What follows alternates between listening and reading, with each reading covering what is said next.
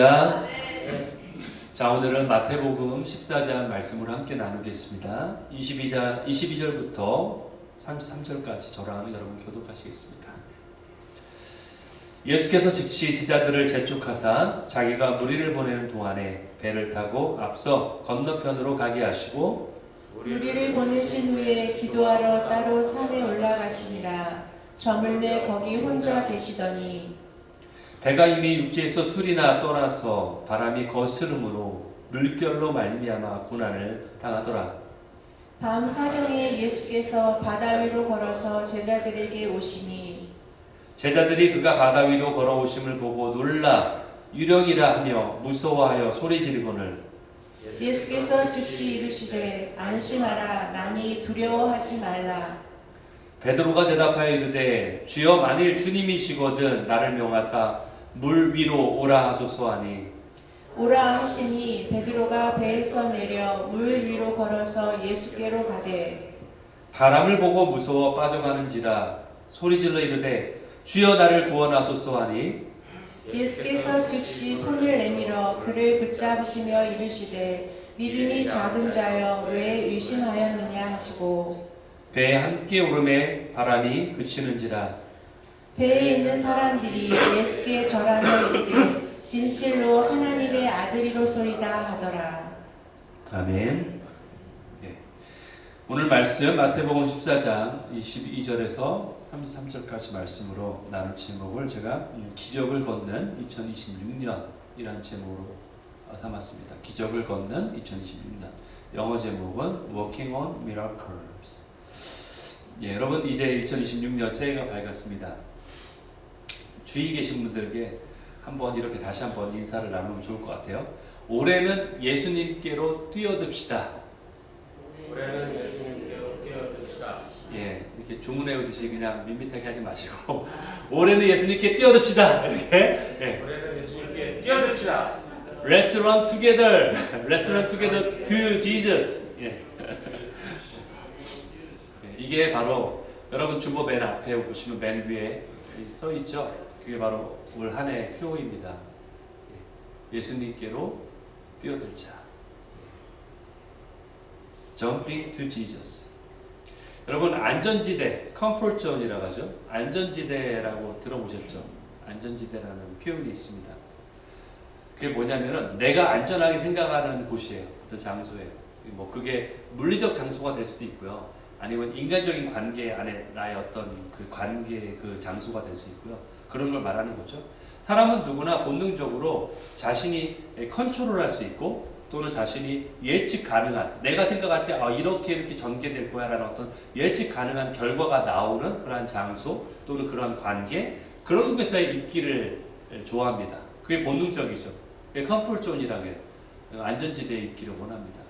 낯선 곳보다는 나에게 익숙한 데 그렇죠? 위험한 곳보다는 좀 안전한 곳 그런 곳에 있으려는 것이 어떤 인간의 당연한 본성이에요. 한 가지 예를 들어보죠. 항구가 있습니다. 항구가 있는데 거기에 배 한 척이 항구에 놓여 있어요. 항구에 놓여 있는데 그 배가 그 줄로 꽁꽁 묶여가지고 튼튼하게 메어져 있습니다. 항구는 웬만하면은 파도가 없어요. 물 가에 있기 때문에. 그리고 침몰할 위험도 없어요. 묶여져 있기 때문에. 그리고 정말 안전한 곳이에요. 그렇죠? 그런데 여러분 한번 생각해 볼까요? 과연 배가 항구에 묶여 있으려고 만들어진 걸까요? 배의 목적은 항구에 묶여 있으려고 만들어진 게 아니죠. 배는 거친 바다를 헤치고서 가고자 의도된 목적지에 가고자 만든 게 배예요. 그런데 항구에 묶여만 있는 배는 아무리 안전해도 아무리 그게 좋아 보이고 아무리 멋져 보여도 의미가 없습니다. 목적 자체가 맞지 않아요. 의미가 없는 거예요. 우리 신앙도 이와 마찬가지라는 거죠. 우리가 이렇게 기도하지 않습니까? 주님, 올 한 해 아무 일도 없게 해주세요. 올 한 해 아무 일도 없게 해주세요. 파도 없는 잔잔한 항구에 있는 것처럼 그저 평안하게 잘 살게 해주세요. 여러분이 혹시 이렇게 기도하지 않습니까? 여러분의 배가 이처럼 존재 없이 목적 없이 항구에만 묶여있는 배와 같지 않습니까? 한번 생각해 보시기 바랍니다. 만약에 여러분의 배 안에 예수님이 계시지 않는다면 어쩌겠습니까? 여러분이 안전한데 문제는 항구에 묶여 있는데 여러분의 배 안에 예수님이 계시지 않는다면 어떤 의미가 있을까요? 그리고 예수님이 오히려 저 파도가 치는 저 바다 한가운데서 여러분에게 오라고 손짓한다면 여러분은 어떤 선택을 하시겠습니까?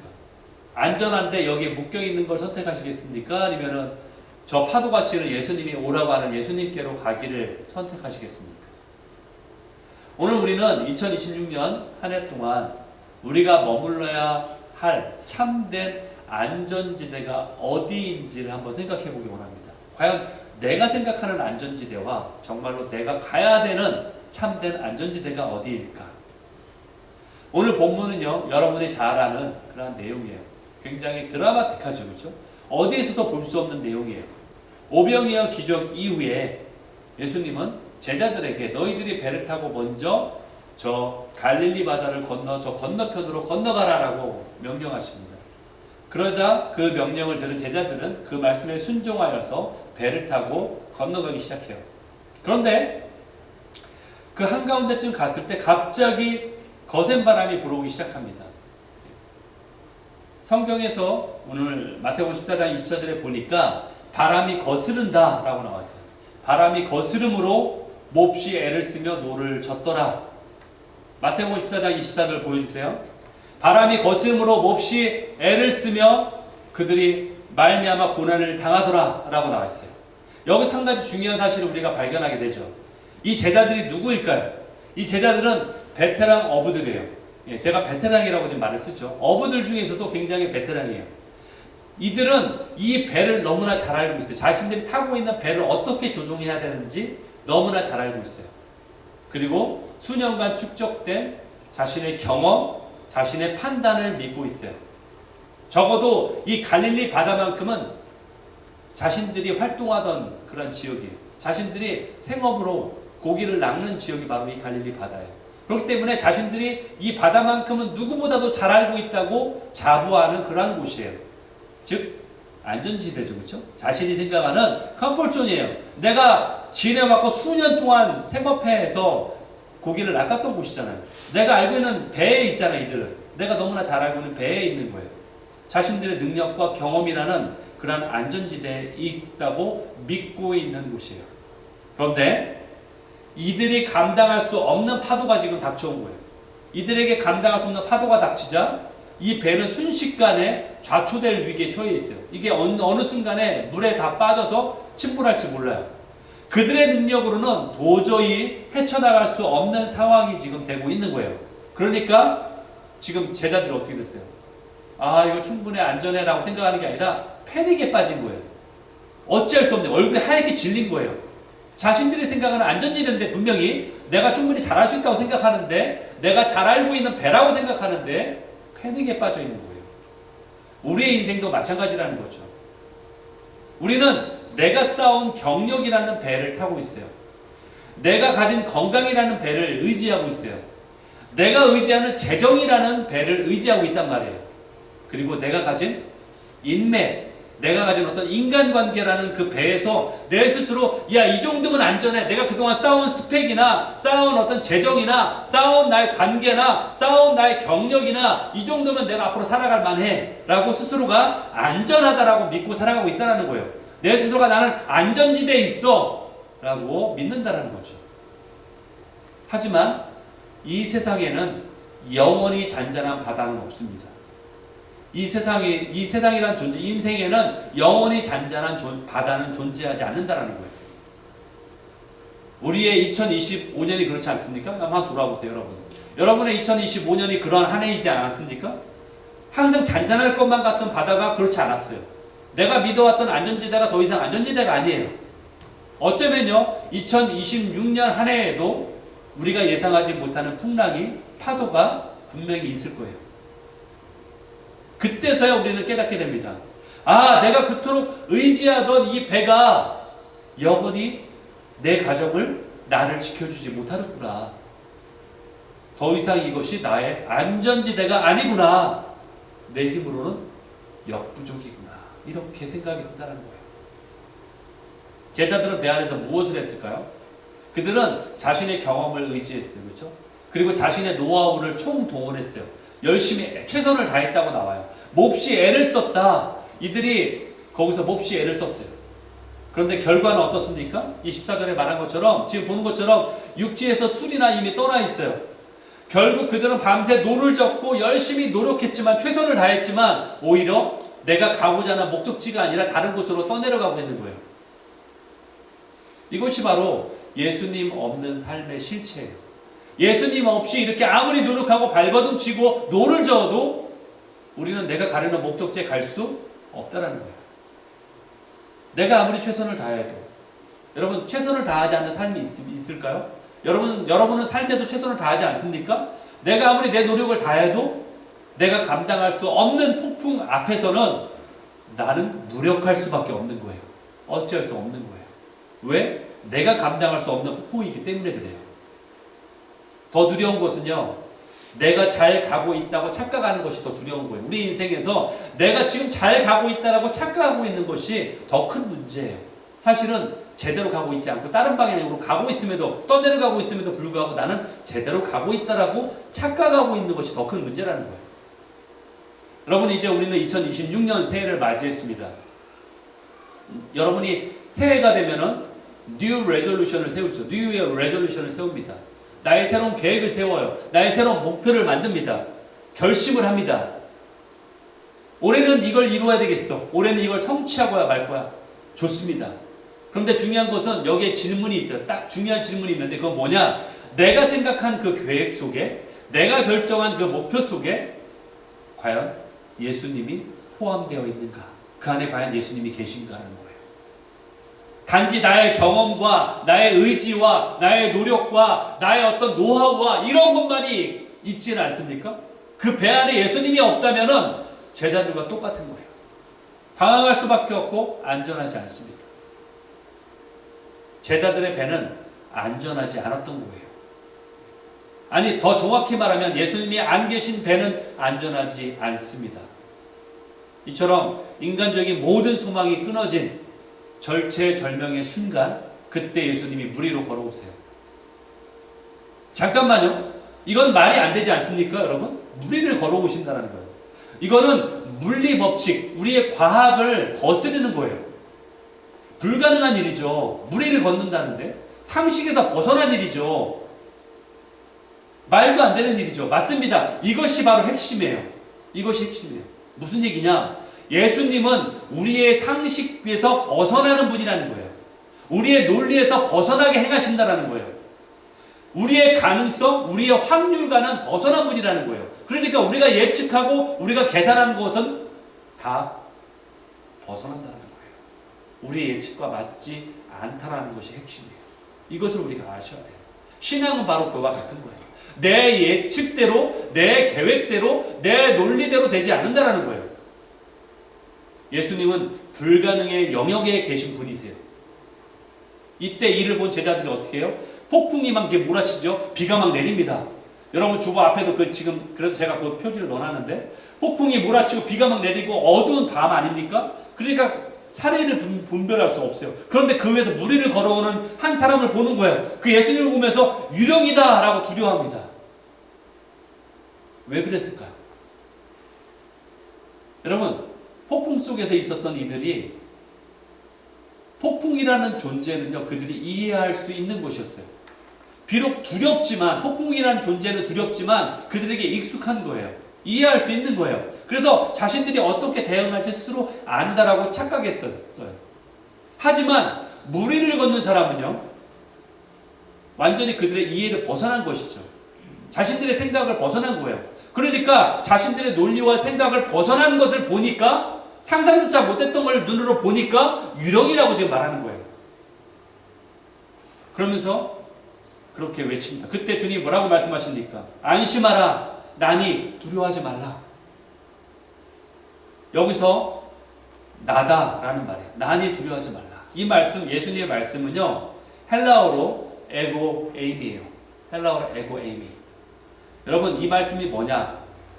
I am who I am이라는 말씀을 하나님이 출애굽기 3장에서 모세 가운데 드러내실 때, 자신을 드러내실 때 하신 말씀이 있어요. 나는 스스로 있는 자다. 떨기나무 가운데 불꽃으로 나타나실 때에 나는 스스로 있는 자다라고 말씀하신 표현 방식이에요. 이게 패턴이에요. 그게 바로 I am who I am. 나는 스스로 에고 에임이라는 얘기예요. 예수님이 지금 그 얘기를 하시는 거예요. 이 얘기는 남이 걱정하지 말아라, 이 얘기는 단순히 걱정하지 말아라고 위로해 주시는 그런 말씀이 아니라 나는 너희들이 믿고 있는 그 하나님, 창조주 하나님이 바로 나야 라고 말씀하시는 거예요. 내가 그 하나님이야. 지금 그렇게 말씀하시는 거예요. 그렇기 때문에 너희는 두려워하지 않아도 돼. 여러분, 우리는 모두 가능성의 한계 속에 살고 있습니다. 내 학력으로는 여기까지야. 이렇게 생각하지 않습니까? 그래, 나는 내 학력이 이만큼까지니까 여기까지 할 수 있고, 여기 이런 잡에 지원할 수 있고, 이 정도까지야. 내 나이에 내가 이제 뭘 하겠어? 여러분, 연세가 들수록 그런 생각이 들지 않습니까? 내 나이에 이제 내가 뭘 하겠어? 아니, 우리 가정 형편으로는 이게 최선이야. 이렇게 생각하지 않습니까? 나는 성격상 저렇게 못해. 난 내 성격이 이래가지고 나는 성격상 저렇게 못해. 내가 가지고 있는 어떤 한계성을 여러분 알고 있지 않습니까?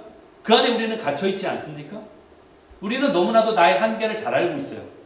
그렇기에 우리는 자신의 꿈을 접습니다. 어떤 때는 그렇기 때문에 너무나 쉽게 포기합니다. 어떤 때는 쉽게 단념해버리는 거예요. 하지만 예수님은 물 위를 걸어오셨어요. 예수님이 계신 곳에는 불가능이 없다는 얘기예요. 아멘. 병든 자가 낫고 죽은 자가 살아나고 아멘. 인색한 세리가, 옹고집스러운 세리가 제자가 되고 아멘. 예수님을 3번이나 철저하게 부인했던 그러한 불신자처럼 보다 더한 자가, 그러한 베드로가 교회의 반석이 되는 역사가 일어나는 거예요. 바로 우리에게도 그런 가능성이 열려있다는 거예요. 예수님이 함께 하신다면 그러한 가능성이 있는 줄 믿습니다. 아멘. 그래서 예수님은 이 절망에 빠진 제자들 가운데, 그래, 너의 안전지대라고 생각했던 곳에서 너희가 실패를 경험한 그들에게 말씀하시는 거예요. 내가 그 하나님이야. 말씀하시는 거예요. 무리를 걸으시면서 말씀하시는 거예요. 그런데 이 절박한 상황 가운데 베드로의 반응은 너무나 놀라워요. 보통의 경우라면은 주님 빨리 어서 이 배로 올라와 주세요. 그래서 이 배에서 파도를 멈춰주세요 라고 아마 그렇게 간구했을 거예요. 그러나 베드로는 뜻밖의 우리가 생각하지 못한 요청을 합니다. 주님, 당신이 주님이시면, 그 하나님이시면은 나로 이 무리를 걷게 하십시오. 요청하는 거예요. 여러분, 베드로가 지금 무엇을 깨달았습니까? 그래서 뭐라고 했을까요? 왜 이런 요청을 했을까요? 베드로가 단순하게 호기심에 나도 한번 무리를 걸었으면 좋겠다, 그런 의미에서 지금 이 얘기를 한 게 아니라는 거예요. 베드로가 깨달은 것은, 이 배안이, 예수님 없는 배안이 안전한 게 아니었구나. 내가 구하는 이 안전지대가, 컴포트존이 더 이상 안전지대가 아니구나. 내가 안전하려면 어디로 가야 되겠다? 예수님께로 가야 되는 거구나. 그래서 나로 하여금 이 무리를 걸어서 예수님께 가게 해주십시오라고 요청한 거예요. 이것이 바로 2026년에 우리가 가져야 할 신앙적인 통찰이에요. 우리의 환경이 좋아서 안전한 것이 아닙니다, 여러분. 여러분의 주머니가 두둑해서 안전한 것이 절대 아니라는 거예요.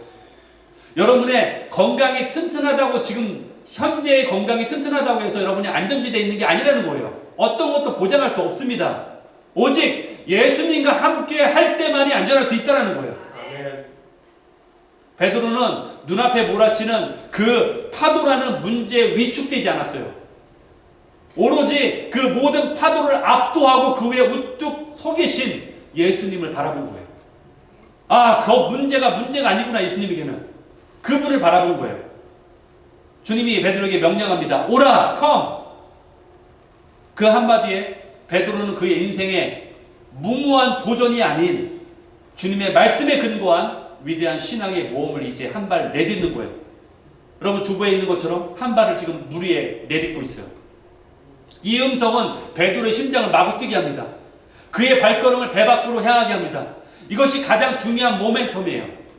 바로 점핑의 순간이에요. 예수님께로 점핑하는 순간이에요. 29절을 보십시오. 베드로가 배에서 내려 물 위로 걸어서 예수께로 간다라고 나와 있어요. 이 장면을 한번 상상해 보세요. 베드로는 배를 잡고 있던 손을 이제 놓습니다. 이걸 놓으면 물에 빠질 수도 있어요. 그러나 그걸 믿는 거예요. 이 손을 놓고 거친 파도 위로 한 발을 내딛습니다. 아마도 배 안에 있는 다른 제자들은 엄두를 안 냈을 거예요. 그러면서 이렇게 소리 질렀을 거예요. 베드로 너 미쳤구나. 위험한 짓 하지 마. 그래도 이 배 안이 더 안전한 거야.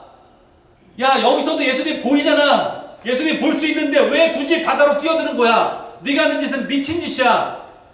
다른 제자들은 베드로처럼 그렇게 시도하지 않았어요. 오직 베드로만 그렇게 했다라는 거예요. 베드로는 배에서 뛰어내렸습니다. 그가 위험천만한 물 위로 뛰어든 이유는 예수님이 없는 배보다 예수님과 함께하는 파도 위가 더 안전하다고 확신했기 때문이에요. 그곳이 더 안전한 곳이구나. 여기에 순종의 역설이 있습니다. 순종하기 전까지는요, 여러분이 순종하기 전까지는 우리 눈앞에 파도는 단지 나를 삼키우는 위협적인 존재예요. 하지만 여러분이 예수님 말씀에 순종해서 발을 내딛는 순간 그 파도는 나를 받쳐주는 견고한 길이 되는 것입니다. 2026년 우리 교회 표어가 왜 예수께로 뛰어들자입니까? 예수께로 뛰어들자. 우리가 익숙하고 평안하다고 생각하는 배 안에만 머물러 있으면 안 되기 때문에 그래요. 그러면 결코 우리는 물 위를 걷는 기적을 경험할 수가 없습니다. 그런 시도조차 하지 않는다면 결코 경험할 수 없는 거예요. 우리의 계산, 우리의 상식, 우리의 어떤 두려움이라는 낡은 배에서 뛰어내리지 않는다면 결코 그러한 기적은 경험할 수 없어요. 그 기적은 우리의 것이 아닙니다. 우리가 순종해야지만이 그 기적이 우리의 것이 되는 거예요. 그때만이 비로소 주님의 놀라운 능력을 경험할 수 있게 되는 거예요. 물론 베드로처럼 가다가 바람을 보고 다시 물에 빠질 수 있습니다. 하지만 그래도 괜찮습니다, 여러분. 그래도 괜찮아요. 중요한 것은 순종하여 뛰어내렸다는 거예요. 그리고요, 물에 빠질 때 어떻게 합니까? 주님이 가만히 내버려 두십니까? 아니죠. 주님이 그 즉시로 손을 내밀어 베드로를 다시 붙잡으십니다. 배 안에만 머물러 있다면요, 주님이 내미시는 그 손을 경험할 수 없습니다. 베드로가 그 시도를 했기 때문에, 그 순종을 했기 때문에 주님이 붙잡으시는 그 손을 경험할 수 있었던 거예요. 우리는 그것을 경험해야만 합니다. 오직 뛰어내려 본 사람만이 그분의 손길을 경험할 수 있는 거예요. 우리는 종종 이렇게 착각하죠. 내가 준비되면 가겠습니다. 내가 강해지면 그때 도전하겠습니다. 나의 믿음이 더 강해지면 그때 순종하겠습니다. 평신도일 때는, 일반 성도일 때는 내가 집사가 되면 그때 순종하겠습니다. 집사일 때는 내가 권사가 되면 그때 순종하겠습니다. 여러분, 거꾸로입니다. 순서가 거꾸로예요. 예수님이 오라고 하실 때 우리가 준비되지 않았어도 갈 수 있는 거예요. 왜냐하면 내 힘으로 가는 것이 아니기 때문에 그래요. 주님의 능력을 경험하는 자리이기 때문에 그래요. 이제 말씀을 정리하며 2026년 한 해를 어떻게 살아가야 될지 구체적으로 적용하고자 합니다. 여러분, 2026년요, 순탄한 파도만 있지 않습니다. 여러분, 그걸 기대해서는 안 돼요. 2026년이 우리 앞에 펼쳐진 또 다른 폭풍이 있을 수 있습니다. 여러분, 그걸 아셔야 돼요. 이제 여러분은 우리에게 익숙한 배 안에 머물러 있는 곳에 안주해서는 안 돼요. 파도를 두려워하며 떨며 살아가는 그걸 선택해서는 안 된다는 거예요. 나를 부르시는 그 주님의 음성에 귀를 기울이고 믿음으로 그분께 뛰어드셔야 됩니다. 구체적인 적용 3가지 나누겠습니다. 첫 번째, 여러분이 머뭇거리는 그 손을 놓으십시오. 붙잡고 있는 걸 놓으세요. 여러분이 놓지 못하는 여러분이 안전하다고 생각하는, 그러나 안전하지 않은 그 불안전한 안전이 무엇입니까? 그 불안한 안전, 여러분이 믿고 있는 그게 무엇입니까? 내 고집입니까? 내 경험입니까? 내 인맥입니까? 그것을 놓으세요. 그 붙잡고 있는 걸 놓으셔야 돼요. 두 번째, 오라고 하시는 주님의 음성에 집중해야 됩니다. 세상의 소, 글로 가면 너 죽는 길이야, 세상의 어떤 가치, 이런 소리에 귀를 기울이면 안 돼요. 오로지 주님의 음성에만 귀를 기울이셔야 돼요. 오라고 하는 그 음성에만 집중함으로 가셔야 됩니다. 세 번째로, 즉시 뛰어드십시오. 여러분, 머뭇거리지 마세요. 베드로는 주님의 말씀에 계산하지 않았어요. 내가 이렇게 하면 내가 물에 빠지지 않게 더 빨리 뛰어야 되나? 내가 이거 어떻게 가야 되나? 이런 거 생각하지 않았어요.